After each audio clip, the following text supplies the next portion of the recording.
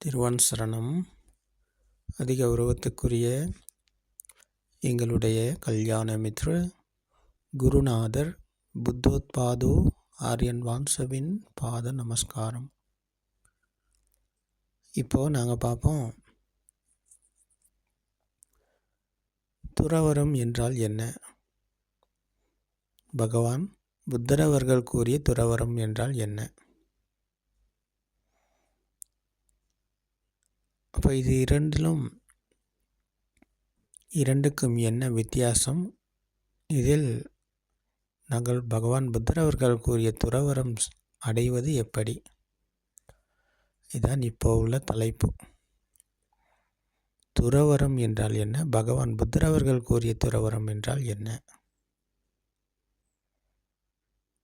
அப்போது சம்முத்தி உலகத்தில், இந்த சமுதாயத்தில் கூறப்படுகின்ற துறவரம், துறவி என்பதுதான் புறத்தில் துறப்பது. புறத்தில் துறப்பது என்றால் வீட்டை விட்டுட்டு தனியாக காட்டுக்கு போயிட்டு தவம் செய்கிறது, தியானம் செய்கிறது. இதுதான் துறவிகளில் புறத்தில் துறக்கும் துறவரம் என்பது இதுதான். அப்போது இன்றைய உலகத்தில் இந்த மாதிரி நிறைய பேர் இருக்கிறாங்க. இன்றைக்கி இந்தியாவில் இமயமலையில் எடுத்துக்கொண்டால் அங்கே துறவிகள் இருக்காங்க, நிறைய பேர் தியானம் பண்ணி கொண்டு இருக்கிறாங்க. அப்போது இதுதான் வெளிப்புறத்தில் துறக்கும் துறவரம். அப்போது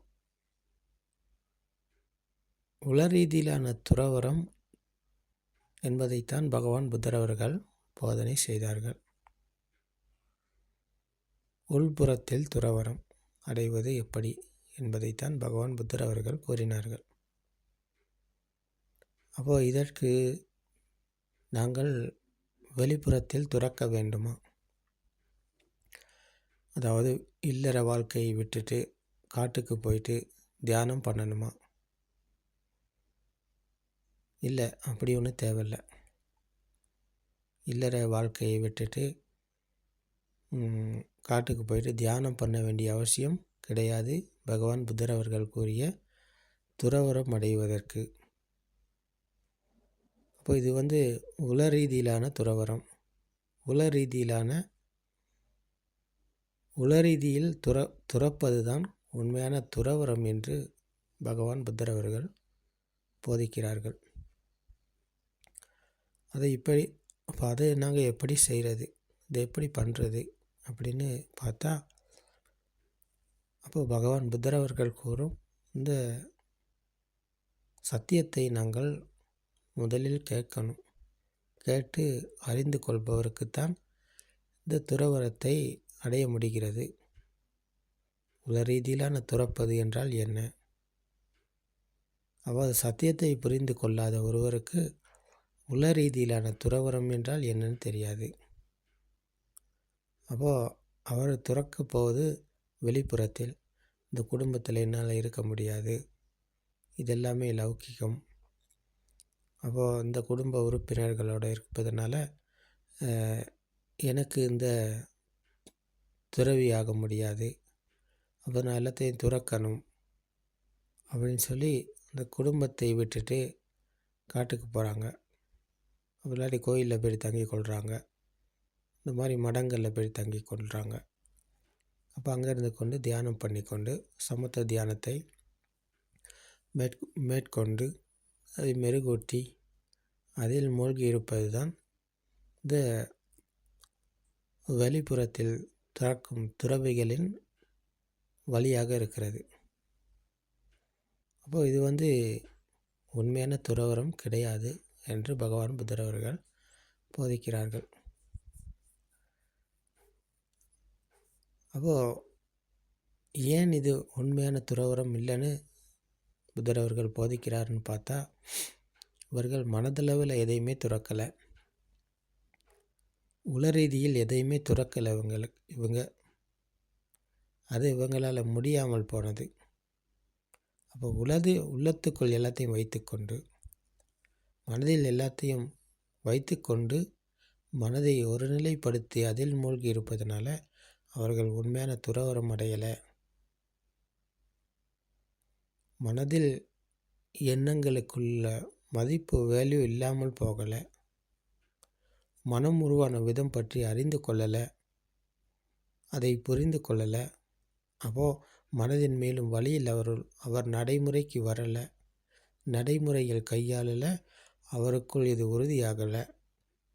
அப்போ இதனால் அவர் மனம் உருவான விதம் பற்றி புரிந்து கொள்ளாதனால அவர் மனதின் மாயிலிருந்து மீளலை.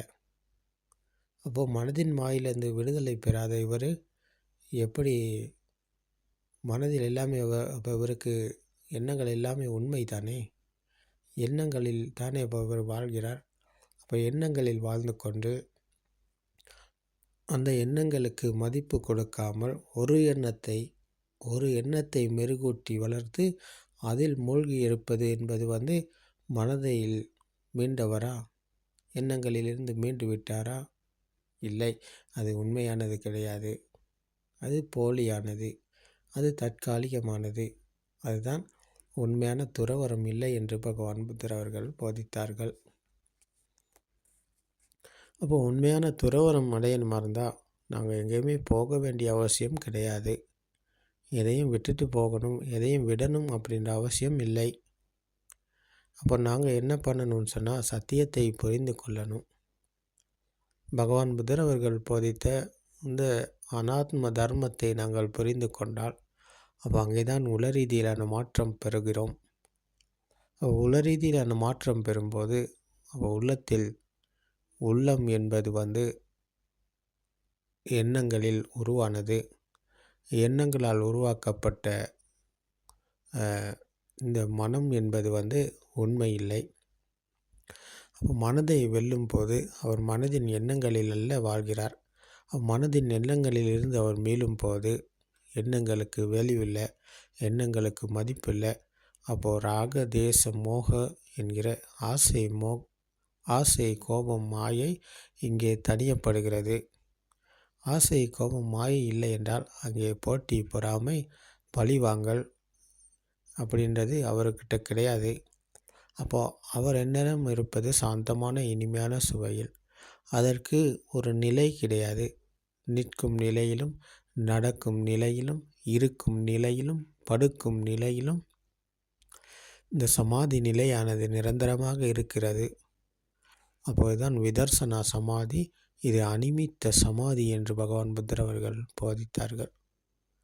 அப்போ அனிமித்த சமாதி என்றால் இது ஒரு நிமித்தத்துக்குள் இறங்கி பிடித்து கொண்டு இருக்கும் சமாதி அல்ல. நிமித்தத்துக்குள் பிடித்து கொண்டிருப்பவர் தான் அந்த மனதை ஒருநிலைப்படுத்தி கொண்டு அதில் மூழ்கி இருப்பது என்பது. அப்போது நிமித்திகத்த சமாதி.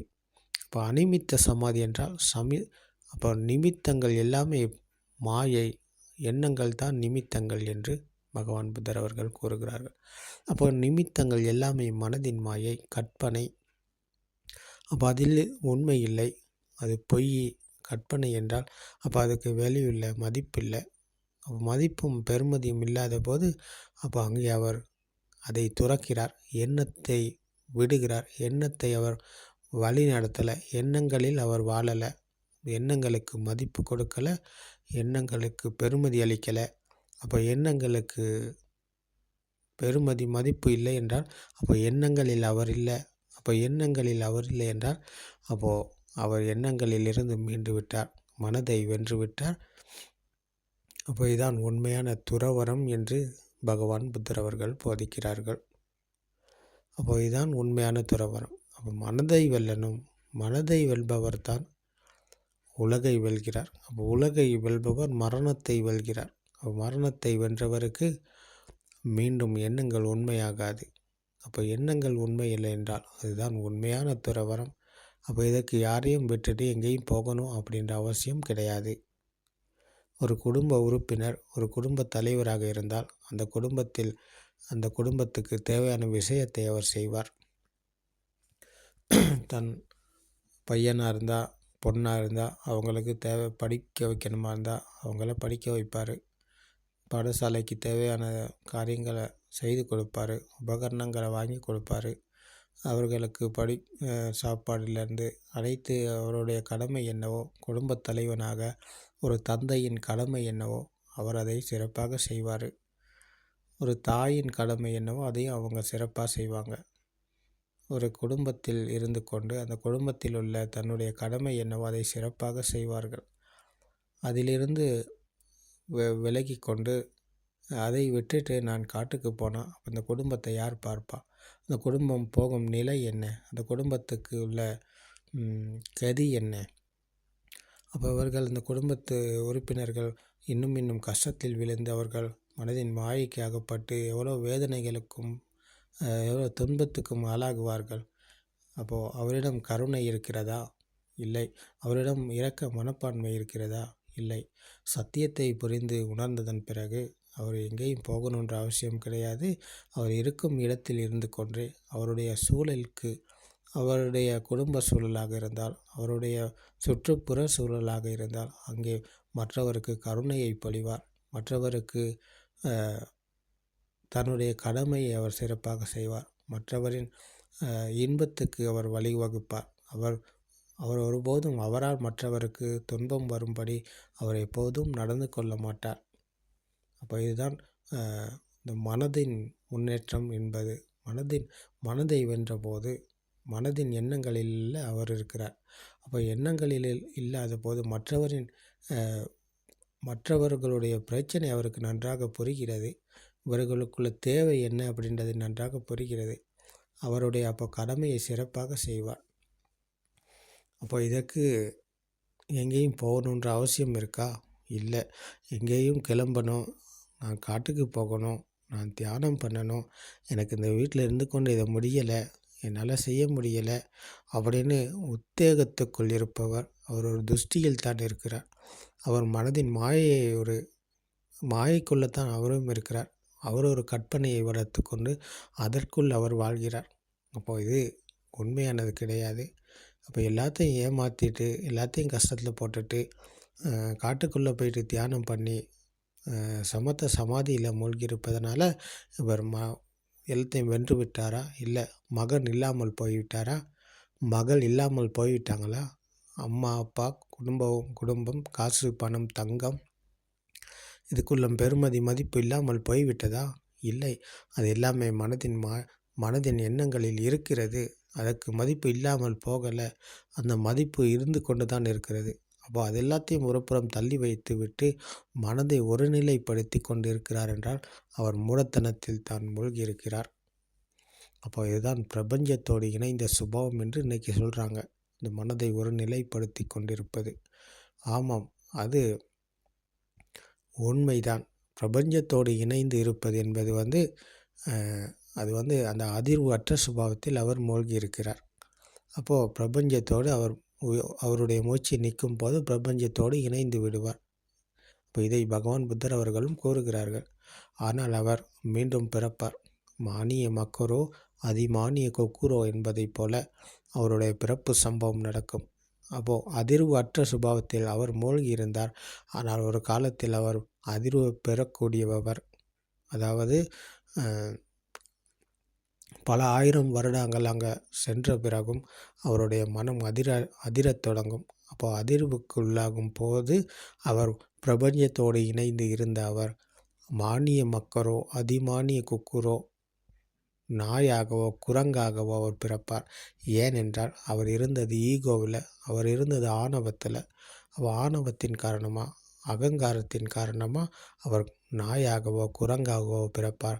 அப்போ அவர் பிறவியிலிருந்து விடுதலை பெறலை. பிறப்பு இறப்பு என்ற பயணத்திலிருந்து அவர் மீளலை. அவர் மீளும் வழிக்கு வரலை. அப்போது இதன் காரணமாக அவர் பிறப்பு இறப்பு என்ற பயணத்தை தொடர்வார். அப்போது இதில் இருந்து அவர் மீண்டு விட்டாரா? இல்லை. ஆனால் பகவான் புத்தர் அவர்கள் கூறும் இந்த அனாத்ம தர்மமானது ஆன்மா என்பது துஷ்டி அப்படி ஒன்று இங்கே கிடையாது. அப்போ துஷ்டியில் தான் நாங்கள் வாழ்கிறோம். அப்போ இதை புரிந்து உணர்ந்தால் அப்போ துஷ்டியிலிருந்து மீள்வோம். அப்போது எங்களுக்கு பிறப்பு இறப்பு என்ற பயணத்திலிருந்து மேலும் வழி இங்கே கிடைக்கிறது. மீண்டும் உலகம் உண்மையாகாது என்றால் உலகத்தை வெல்கிறார். அப்போ அவர் மரணத்தை தான் வெல்கிறார். அப்போ இது பிரபஞ்சத்தோடு இணைந்த சுபாவம் அல்ல. இது லிபரேஷன் ஆஃப் மைண்ட். அதாவது மனதை வென்ற சுபாவம், மனதிலிருந்து விடுதலை அடைந்த சுபாவத்தை தான் பகவான் புத்தர் அவர்கள் போதிக்கிறார்கள். அப்போது மனதை வென்றபோது அவர் உலகத்தை வெல்கிறார். அப்போ உலகத்தை வென்றவருக்கு மரணம் கிடையாது. அப்போது இந்த இந்த நேரத்தில் இந்த நொடியில் புரிந்து கொள்ளக்கூடிய சத்தியம்தான் இது. அப்போ இந்த நொடிக்குள் சத்தியத்தை புரிந்து உணர்ந்தவருக்கு 3 காலங்கள் உண்மையாகாது. இறந்த காலம், நிகழ்காலம், எதிர்காலம் எல்லாமே எண்ணங்கள், மாயை, கற்பனை. அப்போது காலங்களில் அல்ல அவர் வாழ்கிறார். காலத்தை வென்று, மரணத்தை வென்று இந்த நொடியில் இருக்கிறார். அப்போ நொடியில் இருக்கும் இவர் இருக்கிறாரா? இல்லை. அவரென்று ஒருத்தர் இல்லை இங்கே. அப்போது அவருக்குன்னு செய்து கொள்றதுக்கு இங்கே ஒன்றுமே இல்லை. அவர் சாப்பிடும் செயல் என்பது இந்த இந்த உடலை வழிநடத்துவதற்காக அவர் சாப்பிடுவார். ஆனால் அவர் சாப்பிடுவது கிடையாது. தாகம் எடுக்கும்போது தண்ணீர் குடிப்பார். ஆனால் அவர் குடிப்பது கிடையாது. இப்போ இந்த செயல்பாடு எல்லாமே நடக்கும். ஆனால் அவரென்று இங்கே ஒருத்தர் இல்லை. அவருக்குன்னு செய்து கொள்றதுக்கு இங்கே ஒன்றுமே கிடையாது. அவர் மரணத்தை வென்று விட்டார் என்றால் அப்போ அவருடைய இந்த உடல் என்பது அவர் கிடையாது. அது இந்த சென்சர்களால் இணையப்பட்டது. அப்போது இது இந்த உடல் என்பதில் நான் என்று ஒருத்தர் இல்லை என்றால் இந்த மரம் போல், இந்த செடி போல், இந்த காற்றை போல், இந்த சூழலை போல், இந்த சூழலும் இந்த ஃபிசிக்கல் பாடியும் ஒன்று தான். அப்போ இந்த மரம் போல் இவர் இயங்குவார். மரத்துக்கு என்ன தேவையோ அது மரத்துக்கு தேவையானதை இந்த சூழலிலிருந்து மரம் பெற்றுக்கொள்கிறது தானே. அதே போல் இந்த சூழலிலிருந்து அவர் இந்த உடலுக்கு தேவையானதை பெற்றுக்கொண்டு இருப்பார். ஆனால் அவர் இங்கே இல்லை. அப்போ இதுதான் அதி காம்பீரமான பரம சத்தியம். அப்போது இங்கே அதிர்வு இல்லை. அதிர்வு பெறாத, அதிர்வு அற்ற சுபாவத்துக்குள் அவர் நிர்வாணம் அடைந்து விட்டார். அப்போ அதிர்வில் தான் நாங்கள் வாழ்கிறோம். அதிர்வு என்பது தான் உலகம். அப்போது வெளியில் உலகம் இருக்கிறது என்று நினைத்து கொண்டு பிடித்து கொண்டு இருப்பவர் எந்நேரமும் இந்த அதிர்வுக்கு உள்ளாகித்தான் இருக்கிறார். அப்போது அந்த அதிர்விலிருந்து உலகத்தை வென்றபோது அதிர்விலிருந்து மீள்கிறார். உலகம் என்பது மனதின் மாயை, கற்பனை என்ற சத்தியத்தை புரிந்து உணர்ந்தவருக்கு அதிர்வு அழிந்து போகிறது. அப்போ அதிர்வு அழிந்து போனதன் பிறகு அவர் சாந்தமான இனிமையான சுவையில் இருக்கிறார். இந்த நொடிக்குள் விழித்து கொள்ளுகிறார். அப்போ நொடிக்குள் விழித்து கொண்டவருக்கு உலகம் உண்மை இல்லை. அப்போ உலகை வென்று விட்டார், மரணத்தை வென்று விட்டார்.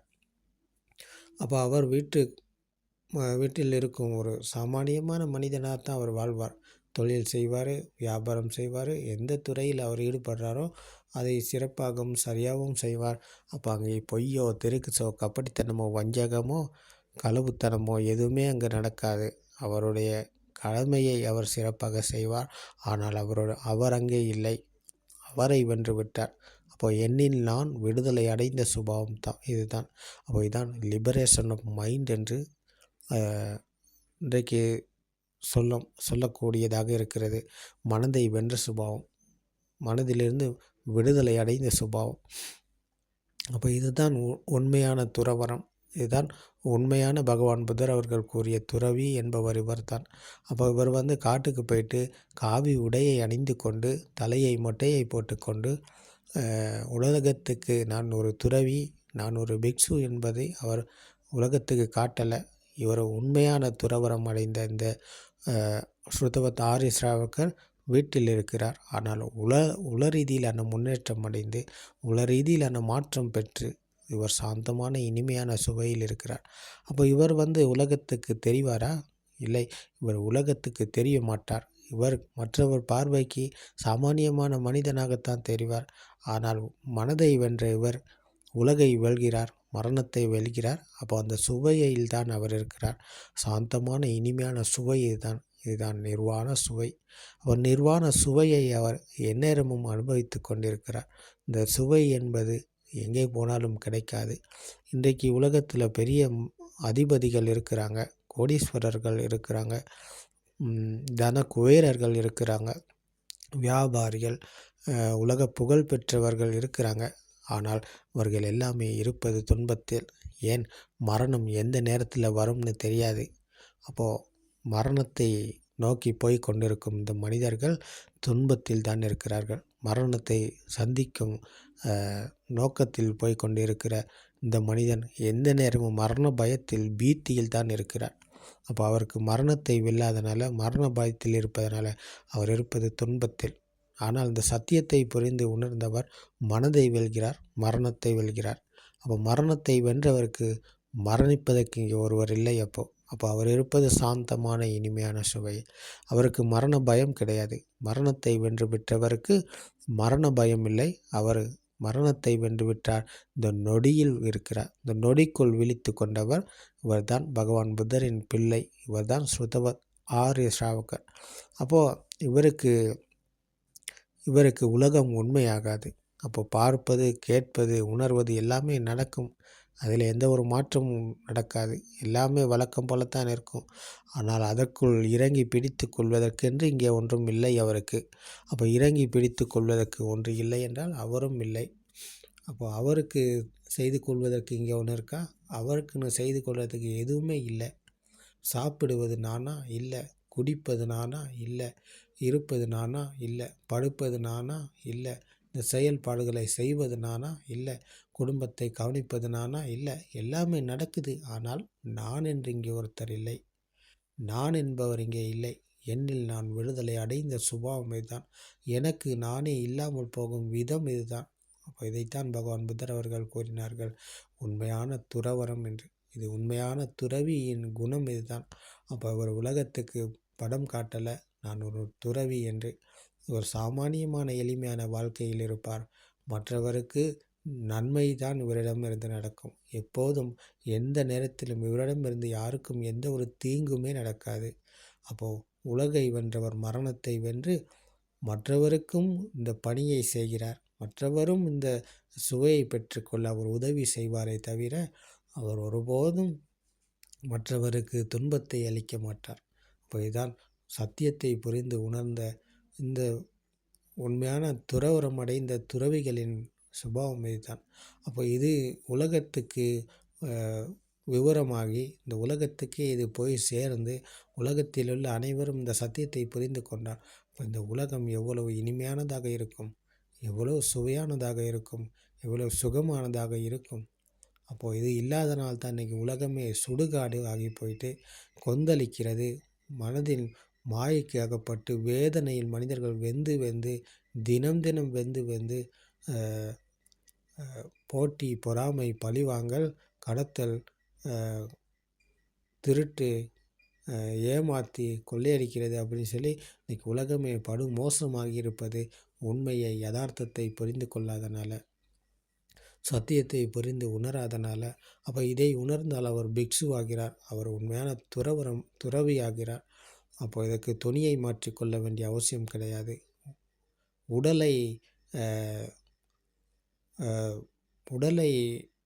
உடலுக்கு காவிய உடையை அணிந்து தலையை மொட்டை போட்டுக்கொள்வது என்பது உண்மையான துறவிகளா இல்லை. இப்போ உலகத்தில் இருக்கிறாங்க நிறைய பேர் இந்த மாதிரி துறவிகள் உலகத்துக்கு காட்டிக்கொண்டு இருக்கிறாங்க. தலையை மொட்டை அடித்து கொண்டு காவி உடையை அணிந்து கொண்டு சொல்வது எல்லாம் பொய், செய்வது எல்லாமே திருட்டு, வியாபாரம் செய்கிறாங்க, களவெடுக்கிறாங்க, பொய், அரசியல் செய்கிறாங்க. அரசியல் மேடைகளில் ஏறி இன்றைக்கி அரசியல் செய்யும் அளவுக்கு இந்த வியாபாரிகள் இன்றைக்கி அதிகமாகி இருக்கிறாங்க. அப்போ அவர்கள் எல்லாமே உண்மையான துறவியா? பகவான் புத்தர் அவர்கள் கூறிய துறவரம் அடைந்தவர்கள் அவர்கள் இல்லை. இவர்கள் எல்லாமே போலியான பொய்யான வியாபாரிகள். அப்போ இவர்கள் வியாபாரத்தில் ஈடுபட்டு அவருடைய இச்சையை தீர்த்து கொள்ள, அவருடைய தேவையை பூர்த்தி செய்து கொள்ள அவர் மனதின் மாயைக்கு அகப்பட்டு தான் போய்கொண்டிருக்கிறார். ஆனால் மனதின் மாயையை வென்றவர் ஒரு இடத்தில் இருந்து கூட சாந்தமான இனிமையான சுவையில் இருக்கிறார். அவர் எதை செய்தாலும் அங்கே அவர் இல்லை. அவர் மற்றவருக்கு நன்மைக்காகத்தான் எதையுமே செய்வாரே தவிர தனக்கென்று இங்கே எதையுமே செய்து கொள்ள அவருக்கு ஒன்றுமே கிடையாது. அப்போ இங்கே தான் மகா பெரும் சுவை இருக்கிறது. மகா உத்தம குணம் படைத்த மகா முனிவர் இங்கே தான் இருக்கிறார். அப்போ அந்த குணம் படைக்கும் போது அவர் உலகத்தை வெல்கிறார், மரணத்தை வெல்கிறார். அப்போது இது உங்களுக்கும் இன்றைக்கு கிடைத்திருக்கிறது என்றால் மகா பாக்கியம். பாக்கியத்துக்கே உங்களுக்கு இன்றைக்கு கிடைக்கிறது. அப்போ இதை நீங்கள் கேட்டு பரிசீலனை செய்து பார்த்தால் உங்களுக்கு இந்த சத்தியத்தை புரிந்து உணர்ந்து இந்த நிலையை அடைய முடிகிறது. அப்போ நீங்களும் உலகை வென்று மரணத்தை வென்று உலகத்தில் உள்ளவருக்கு கருணை அளிப்பீர்கள். மற்றவருக்கு நல்வாழ்க்கைக்காக, அவர்களுடைய மன மகிழ்ச்சிக்காக நீங்கள் பாடுபடுவீர்கள். எ எ காரிய வ எல்லா காரியத்திலும் ஈடுபடுவீர்கள். அப்போது உங்களுக்காக செய்து கொள்ள இந்த உலகில் எதுவுமே இல்லை என்றால், அங்கே தான் என்னில் நான் விடுதலை அடைந்த சுபாவம். அப்போ அவருடைய மூச்சு நிற்கும் வரை மற்றவருக்காக அவர் இயங்குவார். மற்றவருக்காக, அயலவருக்காக, உலகத்தில் உள்ள அனைத்து மனிதர்களுக்காகவும், அனைத்து உயிரினத்துக்கும் கருணை காட்டியவர் தான் பகவான் புத்தரின் உண்மையான பிள்ளை. இவர்தான் ஸ்ராவக புத்த என்று பகவான் புத்தர் அவர்கள் கூறினார்கள். அப்போ இங்கே சாந்தமான இனிமையான சுவையை தவிர எதுவுமே இல்லை. எதுவுமே இல்லாத போது அப்போ நானும் இல்லை. அப்போ நான் இல்லை என்றால் இங்கே என்ன இருக்கிறது? சாந்தமான இனிமையான சுவை. ஏதாம் சாந்தாங் ஏதாம் பிரணீதாங் யதிதான் சப்த சங்கார சமத்தோ. இந்த சாந்தமான இனிமையான சுவை இருப்பது எல்லாத்திலும் இருந்து எல்லாத்தையும் வென்ற போது, உலகை வென்றவருக்கு உலகில் இடமில்லை. அப்போ உலகில் இடமில்லை என்றால் அப்போ எல்லாமே இவர்தான். எல்லாத்திலும் இருந்து விடுதலை அடைந்த போது அப்போது பார்ப்பது, கேட்பது, உணர்வது எல்லாத்திலும் இவர் இல்லை என்றால் அப்போ எல்லாமே இவர்தான். அப்போது எல்லாமே இவர்தான் என்றால் அப்போ இந்த சூழலும் இவரும் ஒன்று தான். இந்த மரமும் செடியை, காய், பழம் எல்லாமே பார்ப்பது, கேட்பது எல்லா இடமும் இவர் தான் இருக்கிறார். அப்போ அங்கே கருணை தான் இருக்கிறது. இதான் கருணை கடல். அப்போ இந்த சத்தியத்தை புரிந்து உணர உங்களுக்கும் இந்த சத்திய தர்மம் துணையாக இருக்கும். திருவன் சரணம்.